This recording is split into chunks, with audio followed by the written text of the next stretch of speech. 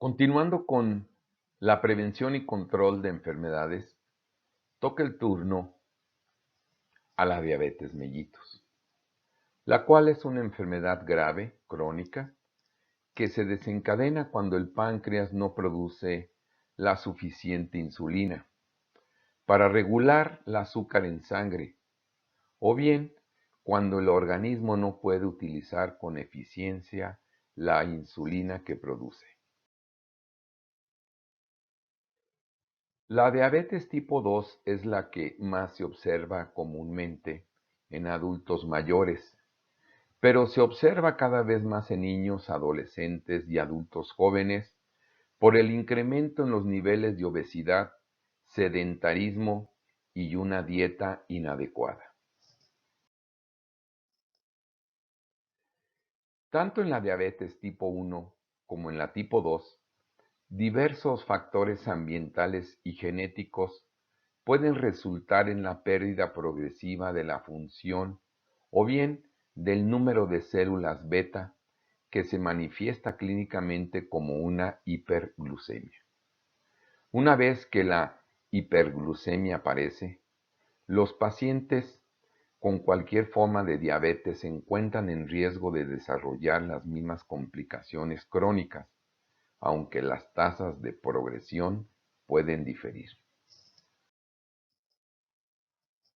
La hiperglucemia, a largo plazo, puede provocar un gran daño en diversos órganos del cuerpo, llevando al desarrollo de diversas complicaciones que ponen en peligro la vida, como enfermedades cardiovasculares, neuropatías, nefropatías, enfermedades oculares que pueden llevar a retinopatía o ceguera. Por el contrario, si se logra un manejo adecuado de la diabetes, estas complicaciones pueden ser retrasadas o prevenibles. La diabetes tipo 2, previamente conocida como diabetes no insulino dependiente o diabetes del adulto, representa entre el 90 y 95% de todos los casos. Esta forma engloba a los individuos que tienen una deficiencia de insulina relativa y que presentan resistencia periférica a la misma, al menos de inicio y muy comúnmente durante el resto de su vida, no necesitan tratamiento con insulina para sobrevivir. Existen diversas causas de diabetes tipo 2, aunque no se conocen con exactitud la etiología específica. No ocurre una destrucción autoinmune de células beta y los pacientes no tienen alguna otra causa conocida de diabetes. La mayoría de estos pacientes presentan sobrepeso u obesidad. El exceso de peso causa por sí mismo un grado de resistencia a la insulina. Los pacientes con diabetes que no tienen sobrepeso u obesidad pueden tener un incremento en el porcentaje de grasa corporal distribuida predominantemente en la región abdominal. Se han descrito múltiples factores de riesgo. Dentro de los más importantes están la presencia de la diabetes mellitus familiar en primer grado, así como cursar con hipertensión arterial, sedentarismo, un índice de masa corporal mayor de 25, una circunferencia abdominal mayor de 102 centímetros en hombres y 88 en mujeres. El padecer esta entidad aumenta el riesgo de presentar complicaciones como cardiopatías y accidente vascular cerebral hasta en un 50%. Las neuropatías, que combinadas con la reducción de flujo sanguíneo, incrementan el riesgo de padecer pie diabético o bien úlceras plantares o hasta amputaciones en sus últimas instancias, afectando a un cerca de 50% de estos pacientes diabéticos. La retinopatía diabética afecta en un periodo de 15 años al 2% de estos pacientes, ocasionando ceguera. Y por último, un 10% solo sufre deterioro visual. Y una de las entidades más deleterias que tiene nuestro país es la insuficiencia renal crónica, que afecta de un 10 al 20% de estos pacientes. La diabetes mellitus tipo 2 se encuentra entre las primeras 10 causas de muerte a nivel mundial, siendo una causa frecuente de discapacidad en la población joven económicamente activa, empobreciendo a las familias y reduciendo la tasa de esperanza de vida. Este es uno de los principales motivos de esta plática, el hablar de la prevención. Según la Organización Mundial de la Salud, las complicaciones reportadas por diabetes son múltiples. El impacto-beneficio de un tratamiento adecuado, como es la dieta saludable, la actividad física regular, el mantener un peso corporal normal y el evitar consumo de tabaco así como de alcohol, retrasan la aparición de la diabetes. Un aspecto importante a tomar en cuenta es el riesgo para algunos grupos étnicos, como somos los mexicanos, en el área de los latinos. Cerca del 50% de los adultos con diabetes no realizan ninguna medida preventiva para retrasar o evitar complicaciones, siendo la inversión en la atención y manejo de estas en los pacientes de diabetes mellitus tipo 2 alrededor de 68.600 millones de pesos en nuestro país. Lo que viene siendo el tamizaje o una prevención de la diabetes mellitus tipo 2 nos la menciona la Guía de Práctica Clínica IN 718 en su revisión del año 2018, Diagnóstico y Tratamiento Farmacológico de la Diabetes mellitus tipo 2, en el cual nos dice que una evidencia del tipo 2 es el estudio FINRISC, el cual tiene una alta especificidad hasta del 59.7 para diagnóstico de la diabetes tipo 2. Este test se recomienda utilizarlo como un tamizaje de detección de riesgo en todo paciente con múltiples factores. Y por último, como punto de buena práctica, se sugiere a la vez igualmente realizar una determinación de azúcar en ayunas a todos aquellos pacientes que lleguen a tener una escala de FINRIX arriba de 12. ¿Qué es la escala de FINRIX dentro de la detección o tamizaje de diabetes tipo 2? Son 8 preguntas para conocer el riesgo de diabetes. Y tenemos que esta escala es una de las herramientas más sencillas y eficaces para prevenir la diabetes tipo 2. Se trata de un instrumento útil y válido para detectar el riesgo para desarrollar diabetes e identificar a personas con diabetes no conocida. Además, puede ser la base de una intervención educativa o bien un refuerzo de conductas preventivas para las personas en riesgo.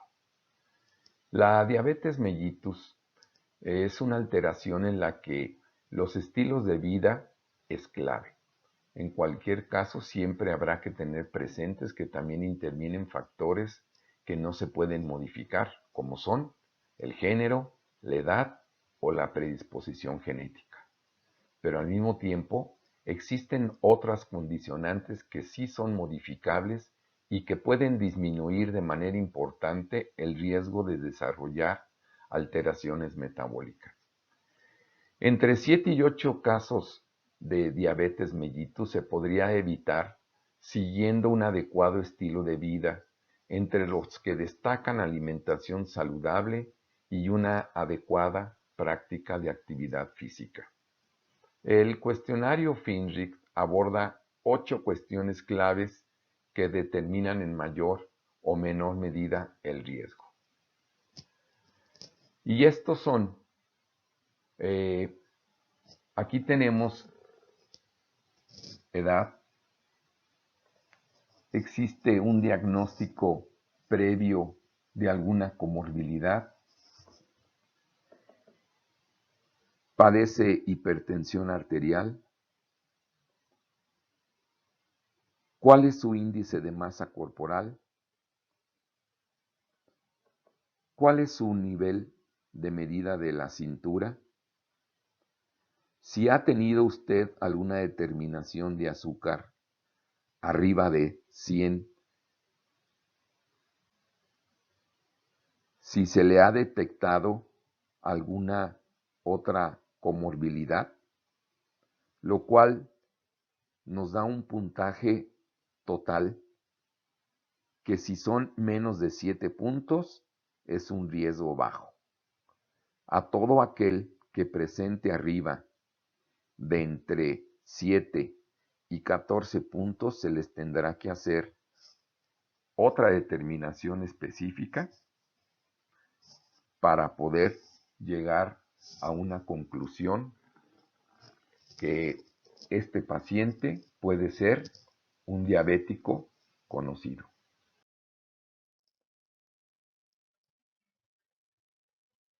En un estudio realizado por médicos familiares del Seguro Social en el año 2018, demostraron que 295 pacientes estudiados sin diagnóstico de diabetes de manera aleatoria y que por alguna sugerencia médica se les realizó el test y se encontró con que menos de 7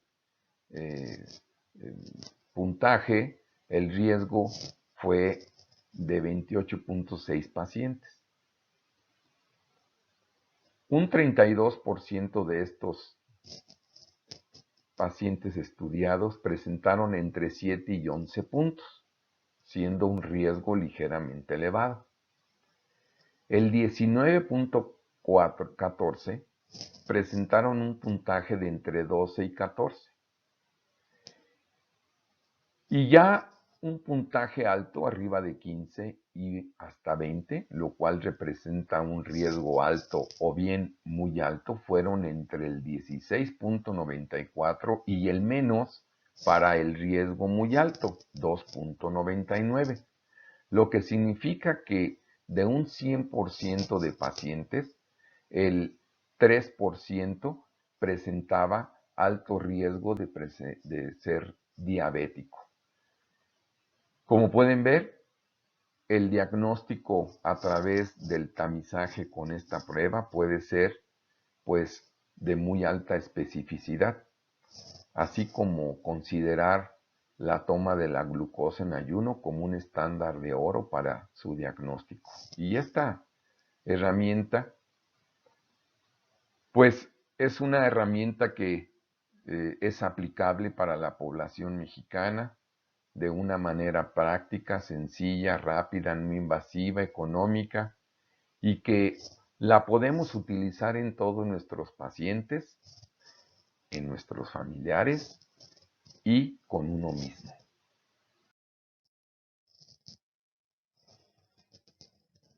Los criterios de la Asociación Americana para la Diabetes nos dicen que la glucosa normal debe de ser menor de menos de 100 miligramos por decilitro. Una glucosa alterada en ayuno puede considerarse arriba de 100 miligramos por decilitro, o bien ser prediabético.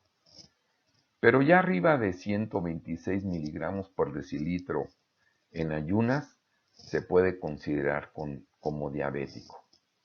Debemos entender que esto es un tamizaje, no es una conducta ya de evaluación o de clasificación de diabético, puesto que existen otros factores como pueden ser la curva de tolerancia a la glucosa o la hemoglobina glucosidada. Pero ello ya nos hablaría de un buen control de un paciente diabético. Por lo tanto, como medidas de prevención, podemos considerar mantener al peso adecuado en un índice de masa corporal menor de 25. Buenos hábitos higiénico-dietéticos, evitar el abuso de alcohol y tabaco, realizar ejercicio en forma regular, la detección oportuna de comorbilidades, dislipidemias, hipertensión, etc. Y un factor que no es modificable, como son los antecedentes familiares, por lo que debemos de estar siempre alertas a la aparición ante algún signo o síntoma. Ya para terminar, en lo que es el control de la diabetes propiamente dicho, debemos de considerarlo como un estilo de vida o rutina diaria, siendo sus objetivos mantener los niveles de azúcar en sangre en límites recomendados. Obviamente esto implica pues un gran compromiso de parte del enfermo, del diabético, estar consciente de ello, la importancia que representa eh, este control y el compromiso que le significa.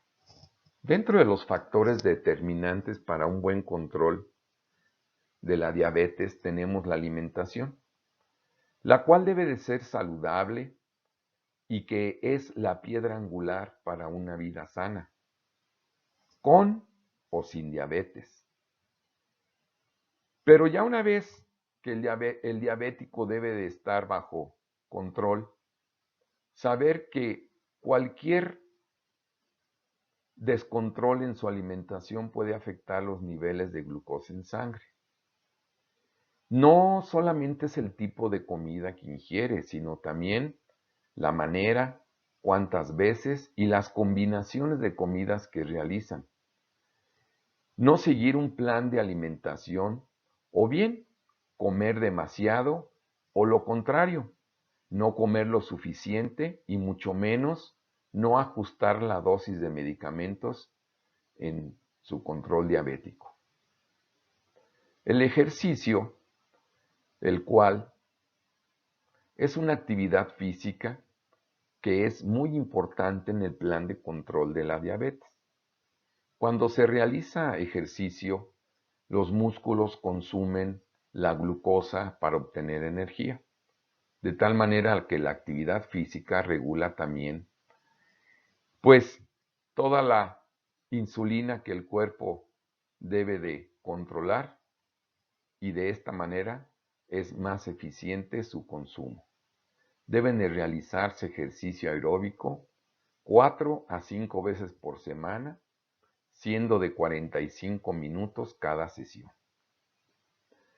Estos factores trabajan juntos para reducir los niveles de glucosa en sangre. Cuanto más vigorosa sea la actividad física, más tiempo durará el efecto. Pero incluso en las actividades livianas, como son las tareas domésticas, jardinería, estar de pie por largos periodos, pueden mejorar los niveles de glucosa en sangre.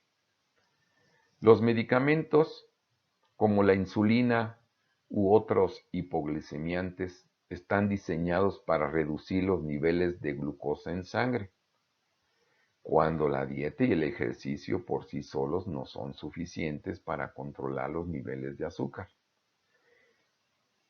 Pero la eficacia de estos medicamentos también depende del momento y de la adecuada dosis que es dictada.